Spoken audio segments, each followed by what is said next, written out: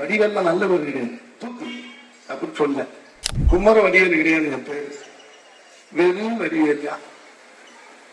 எவ்வளோ பொருத்தி போட்டு ஒரு ஏதாச்சும் பேரை மாற்றி விட்டு போயிடுறாங்க.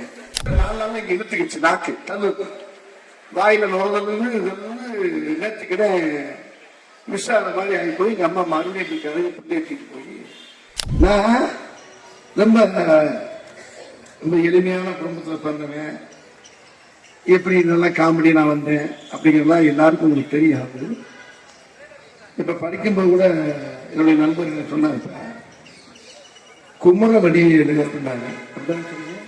ஆமா, குமர வடிவேலு கிடையாது என் பேரு, வெறும் வடிவேல் தான். எவ்வளோ பொருத்தி போட்டு ஒரு ஏதாச்சும் பேரை மாற்றி விட்டு போயிடுறாங்க. பேரு வெறும் வடிவேல் தான். அதனால முதல்ல அந்த வடிவேலுங்கிற பேர் எப்படி வந்துச்சுங்கிறத முதல்ல சொல்லிடுறோம். எனக்கு ஒரு மூத்தவர், அவர் பேர் கல்யாணம் சொன்னோம். அவர் பிறந்து ஒரு 2-3 வயசுல எல்லாம் வந்துட்டாரு, தவறிட்டாரு. இப்ப தவறினோம்னா எங்க அம்மா என்ன பண்ணுது, மதுரை திருப்பரங்குன்றம் முருகன் கோயில் போய், ஐயா ஒரு பிள்ளைய கொடுத்து உடனே பறிச்சுட்டியே, திருப்பி அந்த பிள்ளை பிறக்கலாம், அப்படி பிறந்தா வடிவேலுன்னு உன் பேரை வைக்கிறேன், எனக்கு பிள்ளைய திருப்பி கொடுன்னு எங்க அம்மா போய் எங்க நேர்த்திக்கடன் பண்றாங்க.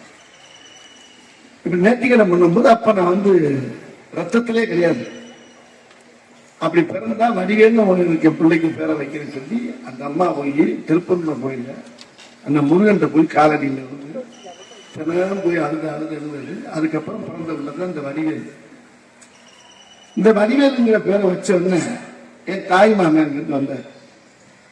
என்ன பேர் வச்சிருக்கேன், வடிவேலு நொடிவேலு, பேரை மாத்தி நாராயணி வைத்தியம் அப்படின்னு சொன்னேன்.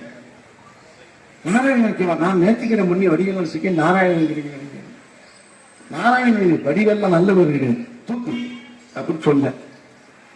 சொல்லிட்டு அந்த பாரு போயிட்டாரு, நாராயணன் போயிட்டாரு. 4 நாள் இங்க இழுத்துக்கிச்சு நாக்கு தள்ளு வாயில நுழைஞ்சு நேர்த்திக்கிட மிஸ் ஆன மாதிரி ஆகி போய் எங்க அம்மா மறுபடியும் கதையை பிள்ளைட்டிட்டு போய், ஐயோ நான் தெரியாம சொல்லிட்டேன், எங்க அண்ணன் கதையை மாட்டி விட்டு போயிட்டாரு, நான் பேர் என் பிள்ளைக்கு பேர் வடிவேல் தான் அப்படின்னு ஆணித்தனமா அக்கு மாத்து மாதிரி ஒரு குத்து குத்தி மாவளுக்கு வச்சு என்னை அந்த கோயிலுக்கு செய்ய வேண்டிய நேர்த்திக்கடலாம் செஞ்சு அப்படி வச்ச பேர் அந்த வடிவேல்.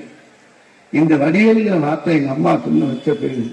நீங்க உலகம் பூரா உங்களுடைய வாயில் அப்படி வரும்போது இதை விட எனக்கு ஒரு சந்தோஷம் இந்த உலகத்துல எங்கேயுமே கிடைக்கல.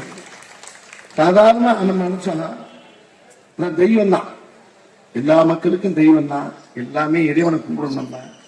எங்க அம்மா சொன்ன அந்த வாக்கு, அந்த வடிவேலுங்கிற வார்த்தைக்கு என்ன பவர் இருந்துச்சுங்கிறத இன்னைக்கு உங்க முன்னால கட்ட ஒரு சபையில இருந்து நிற்கிறேன். எவ்வளவு பெரிய விஷயம் பாருங்க இது. அதுதான் எம்ஜிஆர் சொன்னாரு ஒரு பாட்டுல, ரொம்ப அருமையா சொல்லணும்.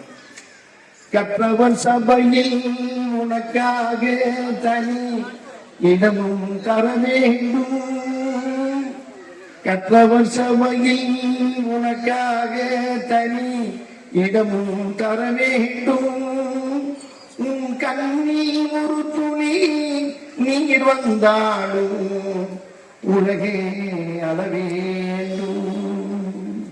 அந்த இடத்துல நான் நினைச்சேன்,